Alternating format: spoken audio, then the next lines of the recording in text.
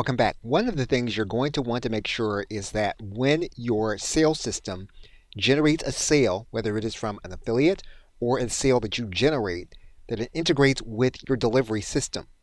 We're now inside of ThriveCart, and you're going to notice then that ThriveCart has integrations with membership platforms.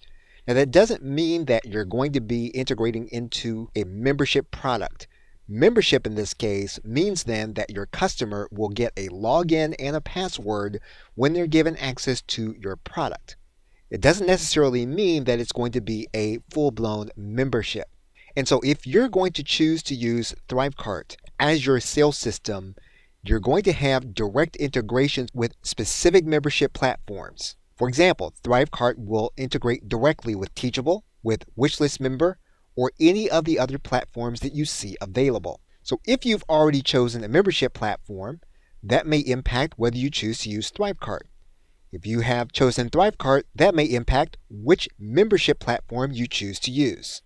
You're going to see the same set of choices inside of the product area in an affiliate network. In this particular case, we're looking at the affiliate network Warrior Plus. You're going to notice then that there are certain platforms that you can use with Warrior Plus and certain platforms that you will not be able to use.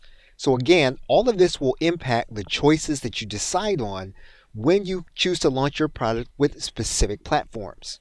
Now in some cases, you may choose not to use a direct integration.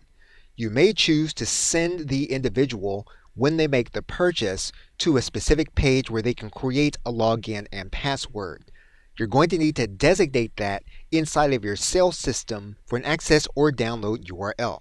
You're going to see that in the product area. For example, here in ThriveCart, we can send individuals to a specific URL where, again, we're going to make it so that the individual can sign up and create their own login and password from a specific URL. Now, this is not a secure process. The individual that's making the purchase from you can share that URL with others, and they can then create their own login and password.